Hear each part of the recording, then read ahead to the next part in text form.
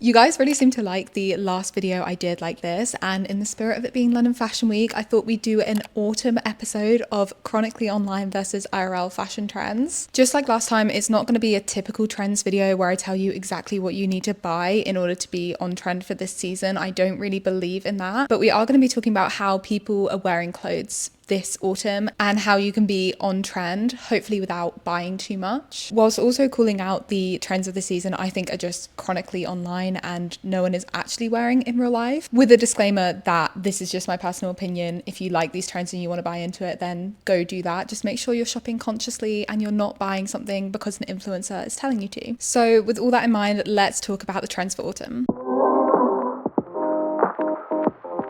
I do just want to say really quickly that I think one of the reasons autumn is the best season is because trends don't exist as much. It's kind of unique in that autumn style is cemented. The same things always kind of come back in style, and yes, we get things restyled or the slightest hint of a trend, but I think the basics are always going to stay the basics. And autumn style is very recognizable for being the same every year. I did do an entire video talking about what I think the timeless autumn styles are last year, so I highly recommend you go watch that after this if you want to know about the styles I think crop up every year and could be good pieces to invest in. And think of this video as a kind of update to that, where we talk about how we're styling the same clothes in new ways this year. So starting with the first trend, and I actually already spoke about this in the things I'm loving video I did recently, so if you've seen that you won't be surprised, but a high neck buttoned up look I think is going to be really in for fall. And this is just a styling look really, so it's going to be completely easy to recreate, and I don't think you need to have any particular kind of jacket to make it work. I know that funnel neck jackets are trending and everyone seems to be on them, and there's like a Uniqlo style that seems to be the it piece of the season. But honestly, I think any kind of zipped up jacket is going to look really, really cute, and you're still going to be on style. You're just not going to be following the crowd. I absolutely love the like bundled up aesthetic as we get into the colder months and like the rainy seasons, especially in London. And I think everyone has a jacket that will work in some way with this. I actually found an upcycling tip on TikTok that makes it easy to recreate, even if you maybe don't have a high neck jacket. So literally no excuses here. If you want to recreate this look, you do not need to buy anything. I think this is very wearable, very chic, very easy to recreate, as I've said. So the high neck, funnel neck, zipped up look is definitely a trend I'm going to be wearing this season, and I think is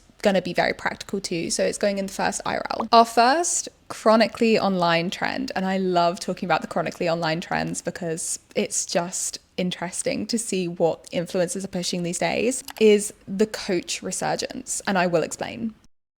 One of my friends and I are absolutely convinced that the Coach resurgence on social media and on our screens and in the zeitgeist recently is purely propaganda, and that no one is actually legitimately wearing Coach. Like, we will always send each other examples of where people are saying Coach is back and like Coach is taking over Gen Z, but each time it's like a paid advert or like a non-organic form of content that just feels very trying to make Coach happen. Gen Z is not actually legitimately wearing Coach, and I'm like, you cannot convince me otherwise. And for that reason, Coach is the first chronically online trend we're dismissing, because honestly, they're just doing too much to try to convince people. Okay, next trend I want to talk about, more of a concept really, but looking outdoorsy seems to be the aesthetic everyone's going for this autumn.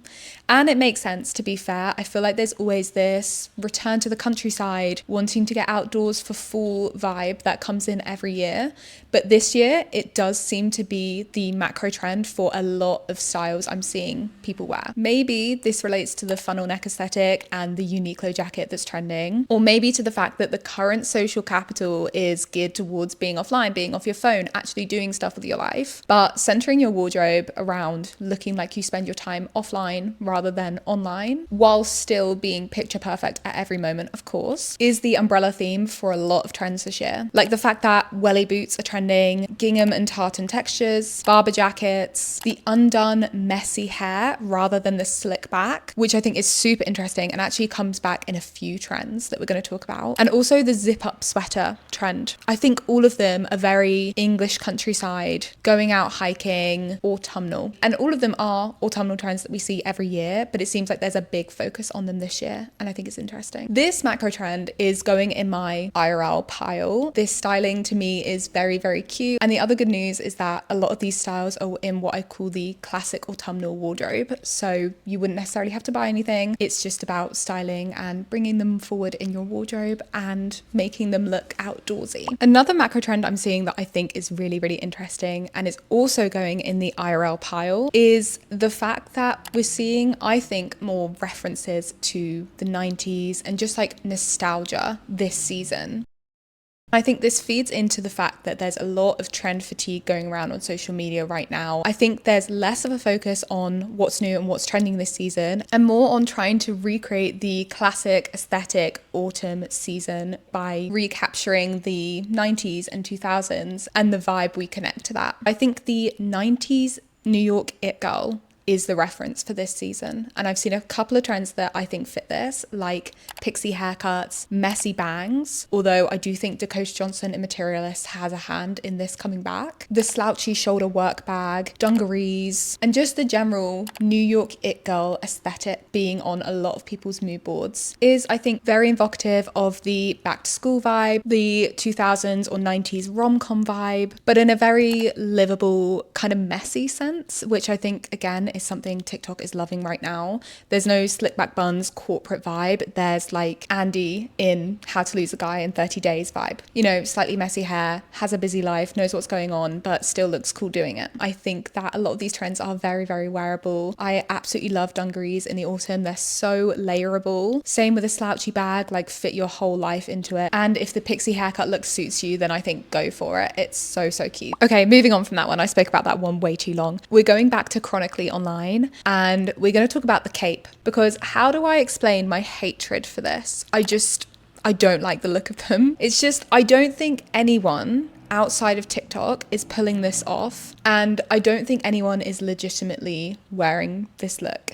It's just, I don't think anyone outside of TikTok is going to be putting a cape on to go to their local coffee shop on 11 o'clock on a Wednesday morning, you know? I think it's just one of these trends that influencers are trying to sell us and try to wrap up in a bow as normal. It kind of makes me think of like the quiet luxury trend, but I think social media has kind of moved on from the quiet luxury trend, and I just don't think it's going to look good, even in an Instagram candid, let alone walking down the street. It's kind of giving small town American Christian girl in a propaganda way. And if we link that to the rise of conservatism online, it kind of makes sense. To be fair, the runways are kind of doing this silhouette a little bit differently. They are bringing capes back into the style, but they look a little bit more refined, a little bit more purposeful than just a cheap poly blend from Zara. So maybe that's the difference. But either way, I don't think it's very wearable for the average person. It's just fast fashion versions are super bad. Okay, moving on to one of my favorite trends for the seasons, or I guess aesthetics again, because I am kind of compiling a lot of trends into a certain aesthetic. I think that's more interesting than just saying, oh, glasses are in for fall, because yeah, of course they are. It's back to school season. But I think we need to talk about how the preppy look itself, which always does come back in for fall, has kind of shifted for this season. I think this season it's a little bit more juvenile, and it's also a little bit more lived in. Obviously glasses are back in fashion, and the stripy long sleeve tee is part of this aesthetic, as is the hair down and slightly messy, or maybe hair in plaits. And the girlies are doing autumn curriculums as well, and I think this is actually part of the aesthetic, going online and saying you're learning about new things for autumn. But again, I think the key difference is that this is not necessarily in a chic, I work in fashion kind of way, and more in like a I'm pretending I'm still in school way. I kind of hate to say it, but I think Miu Miu is the aesthetic for this, and obviously the brand is doing so well on social media, so it makes sense that they're at the center of this trend. I do love how this version of the preppy aesthetic feels a lot more livable, a lot more wearable, like having messy hair rather than the perfect slick back bun, or feeling like I'm on trend for choosing my glasses over my contacts. It feels very authentic, and it feels very reachable. It's less like dressing up for social media and more like social media is embracing the messier parts of life, and I love that. So whilst this aesthetic is firmly in my IRL section, I want to do a special section for the stripy top trend, which I think is going to be huge this fall. I'm actually not sure whether to put this particular trend in the IRL or chronically online. Stripes are very, very classic and they do come back every autumn. But this season, they do feel a bit micro trendy. I think just because everyone is talking about the stripy top and brands are coming out with so many of them, it just feels like the defining look of the season. And I think that comes with a lot of risk of overconsumption. I don't know. I do feel like you can wear stripes in a non-micro trend way. And I actually really like a striped top. So I don't want to say like, if you're wearing this, you're chronically online, but maybe just make sure you're not falling for the propaganda of this. I don't know. I actually haven't seen an example of the striped top online, which is nice, but I do think the trend is towards very bright colored stripy tops. I don't know, maybe the comments need to decide if this is chronically online or not, because stripes are not chronically online. They're a classic, but a colorful long sleeve stripy top that TikTok especially is going crazy over might be a different case. Let me know. Okay, now we've got the debatable one out the way, we need to talk about the very sure chronically online one, and that's the ballerina Ugg. There's a new It Ugg every year, I swear, and I think the ballerina Uggs are definitely this year's industry plant. Just one look at this trend and you can smell the sponsored content. It feels like so far I've only seen influencer gifted TikToks of these two different styles Uggs has come out with. There's a slimmer or micro Ugg version and a chunkier one that kind of looks like a ballet shoe but with a thick heel, and I hate both equally. Although someone said in the comments of a video that the chunkier version looks like what you buy for a Build-A-Bear,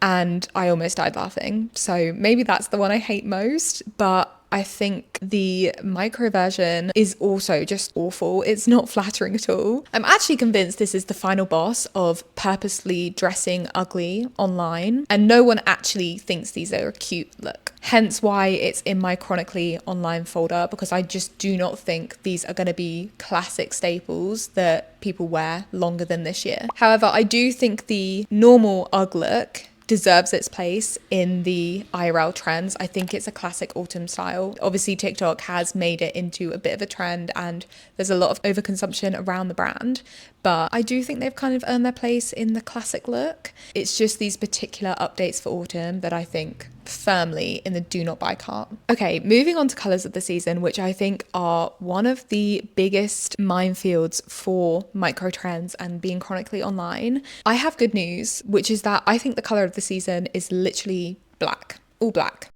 All black outfits are back in a big way. I've seen them online everywhere, and this is obviously good because everyone probably has something that will work with this trend. There's going to be no rush to go out and buy a butter yellow cardigan or whatever that you'll eventually put in the back of your wardrobe. Black is iconic. Black is here to stay. It's a staple, and I think it can fit into a lot of the styles we've talked about today, like the funnel neck zip up jacket. Perfect. If you've got a black biker jacket, just do it all the way up and you'll be so on trend. I am kind of wondering why black is the color of the season. Maybe it links back to something else we've talked about on this channel, with fashion trying to push less trend-led styles and go for more staple basics because of how the tariff situation interrupted supply chains and brands not wanting to risk ordering into loads of micro trends that might not arrive in time for the season, so just going instead for styles that can be brought back every year. Maybe that's what's caused this. I'm not sure. Obviously black is always a color for the autumn months.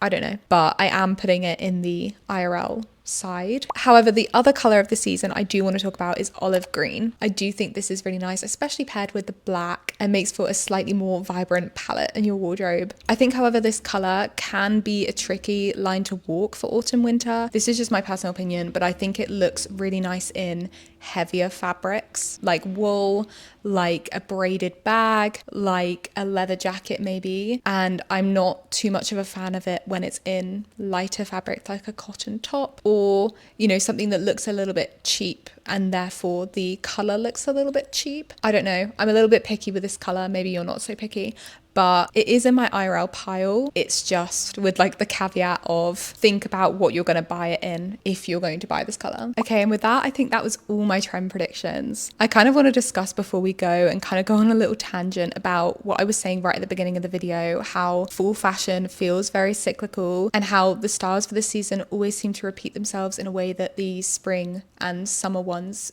don't. And I think there's an interesting psychological point we could discuss here really quickly, because right now the internet is talking more about how full fashion discourse starts earlier and earlier every year. And I think the reason for this is because it's so trendless and so predictable in a way. We more or less know what we're going to get every year. The same kind of materials, the same kind of colors, the same kind of vibe is going to repeat itself in some way or other. And instead of that being boring, I think it's kind of invigorating for people. I don't know if I'm making sense here, since obviously TikTok kind of runs on the trend cycle, but I think for everyday people, the idea of not having to keep up with so many trends, not having to listen so much to influencers, is one of the benefits of this season. And maybe that's why we're talking about it earlier and earlier in the summer, because we get so tired of summer trends. I don't know, am I making sense? Is this maybe just a ramble no one's going to listen to before the video ends? If you did listen to this bit, then let me know your thoughts on whether you think this is potentially a reason for the increasing autumn discourse in summer. Okay, but with that, let's end the video here.